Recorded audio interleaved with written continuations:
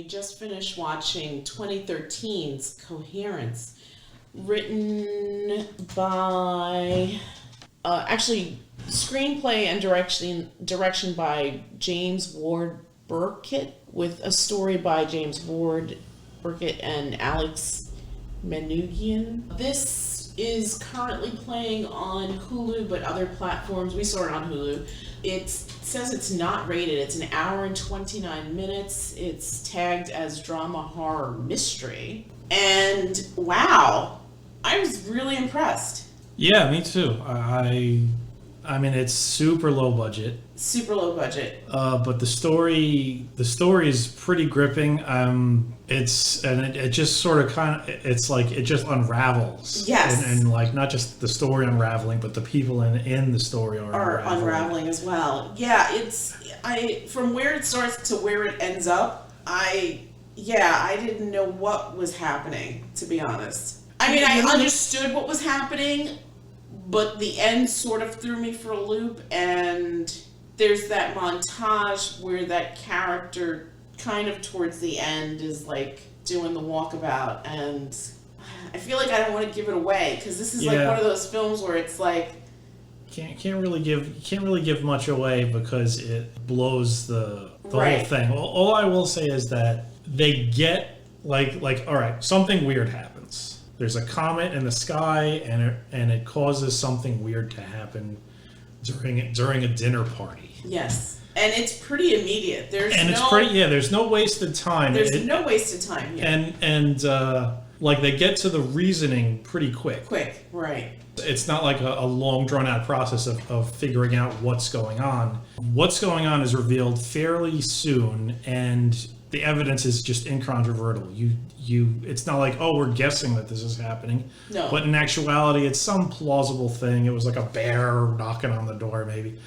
No, it was exactly what they said, and it's like one of those crazy sci-fi reasons, you know. Yeah, for sure. But to give it away is I don't want to do that only because I feel like you have to really be entrenched in the story, right? Yeah, you have to be entrenched in the story. You have to be along for the ride. So yeah, you can't really give it much away. I will say that. I mean, everybody's performance was really good. Really, really good. No hammy acting or anything like that. The only person I recognized was the guy from Buffy. The dude from Buffy the Vampire Slayer. Yeah, Nicholas Brendon. I haven't seen in like decades. Yeah. So it was interesting seeing him again. Yeah. I feel like I've seen some of those other actors in bit stuff, like that woman Beth, the drug pusher, whatever you want to call it. Yeah, she looked familiar too. She looked familiar. Maybe the Lori boy maybe was familiar. I don't think I've ever seen her, but I think I've seen the boyfriend somewhere. Kevin. Yeah, he looks familiar. Yeah. Even M looked familiar. M? That's the wife. Well, she wasn't his wife. No. Who was M? M was the blonde. Oh, the main character. Yeah, there's a lot of characters, so forgive me for not remembering their names. But yeah, everybody was really good. Everybody played their part well. It's hard to talk about this without giving anything away. Without giving anything away.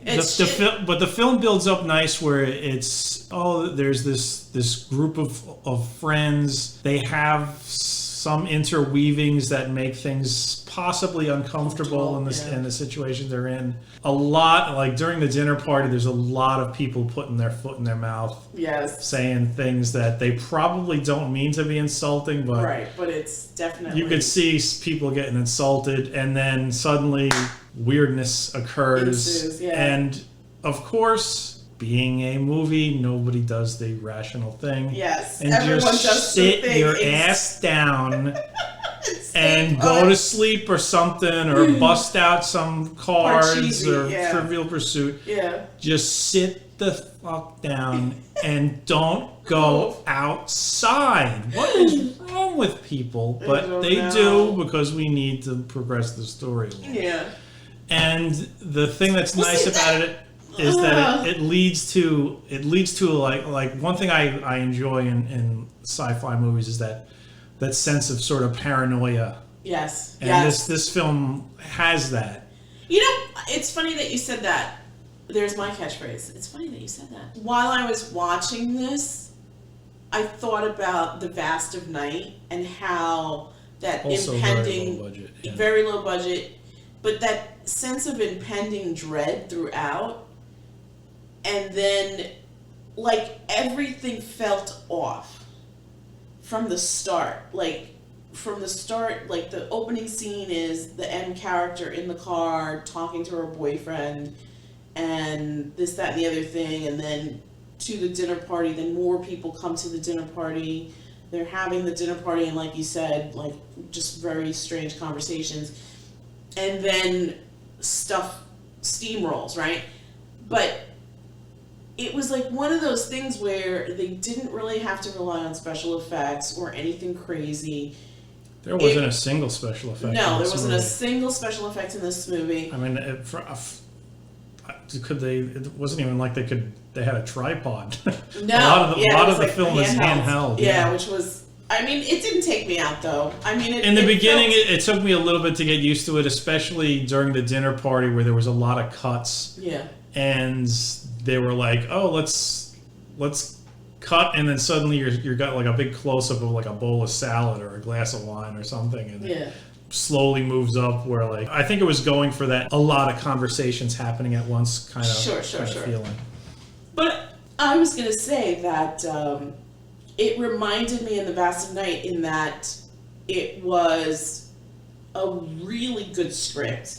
It was tight. There wasn't any minutia. It moved quickly. It's not a long movie, an hour and 29 minutes. And it was very compelling from start to finish. That sense of unease that you just don't know what's around the corner. Mm-hmm. There's that one scene.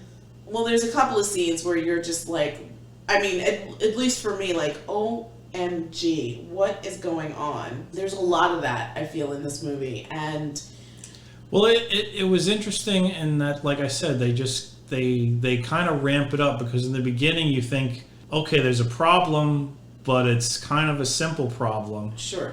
But then it's sort of like a realization sets in when you realize the problem has increased exponentially now. Yeah. And it's just bizarre. Yeah.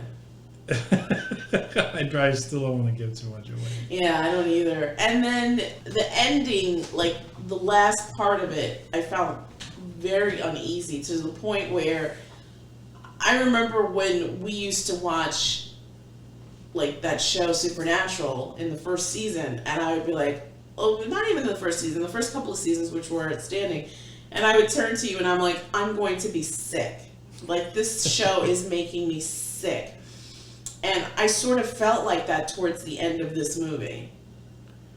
Yeah, because you don't know. You felt sick. I was like, OMG. You don't know how that's going to end. Yeah. And like, then is it even really over? Because that end scene, but also I guess it's not really over because even though it's daylight, I guess the comet is still there because you'd figure if it was over, then the problem wouldn't exist anymore. Right. And time was different because I think one of like. No, don't say you're veering too close to the spoiler territory. All right. Well, you and I are gonna have to take this conversation offline. But we could do the whole thing where we say, okay, if you don't, we give our numbers, and then we say if you don't want spoilers, turn it off. But I don't even want to do that for this one because I feel like this one, like, you have to see it on your own. Yeah, you have to see it on your own, don't you think? Like, you really should, if you haven't seen this movie, you should go in blind. I'm surprised hearing this from you. You're like, I don't care about spoilers. Well, I don't care about spoilers, but I mean, even with spoilers, I think this movie works, but I think it works tenfold even more if you go into it blind. Yeah. Right? Yeah. You know what I mean? So that's why I always, every film I see, I want to like just go in fresh. Yeah. I hate any kind of spoilers, even if it's a spoiler in like if we're watching something and you tell me something as a joke that you know didn't happen in the movie, that pisses me off because then I'm like, now I know that didn't happen. That's a spoiler. Get out of here. No. Get out of here. It's a spoiler. If we're watching like WandaVision or something and you say something crazy like, oh, and then Doctor Doom shows up, I'm like, you're bullshitting me, but now I know that Doctor Doom doesn't show up. Shut up. I don't want to know.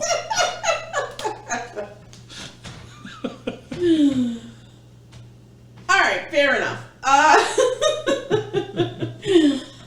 I really, really like this. I enjoyed it too. I enjoyed it. I would say there is some bits in it that came close to hitting that mark for me, where a character does something that I don't think they would do, and that may pull me out. But given the situation, yes, and given how deranged things became, I don't know.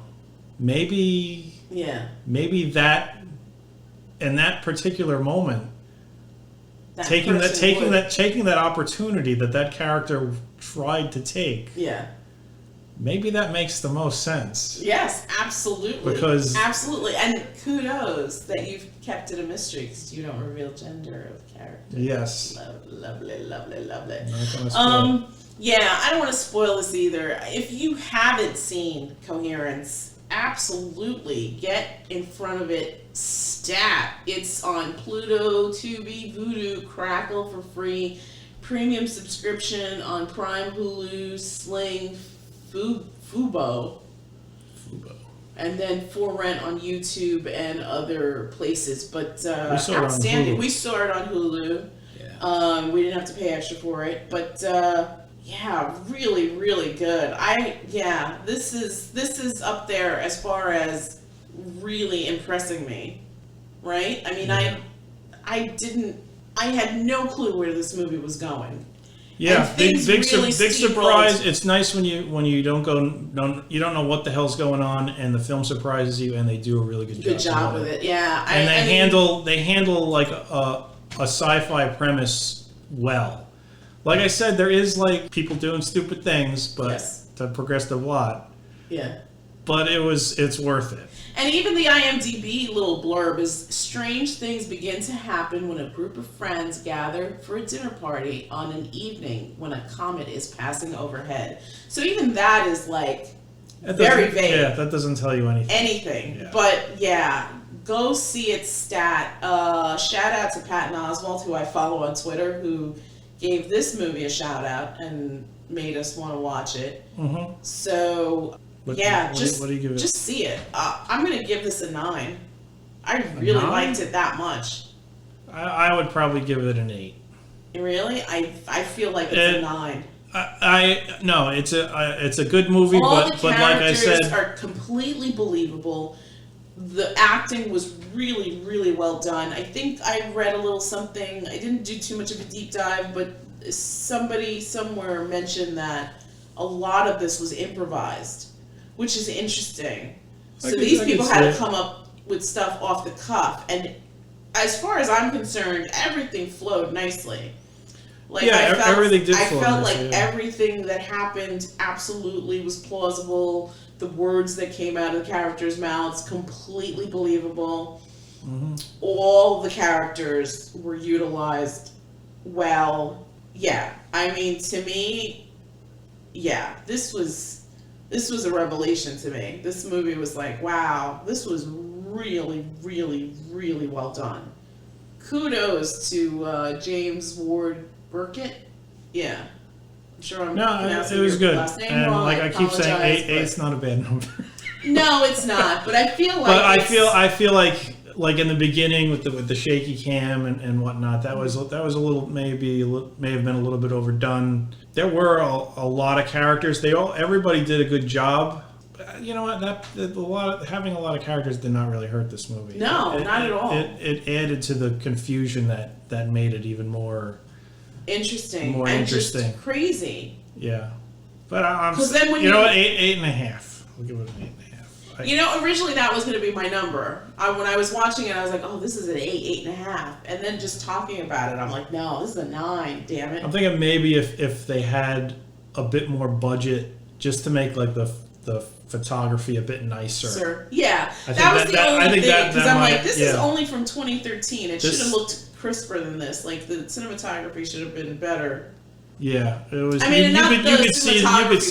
just the stock You could see footage this was of it. very, very low, Low budget. budget. Like I would probably say, it definitely had a lower budget than Vast of Night. I'm thinking. You think so? Let's go look. Yeah.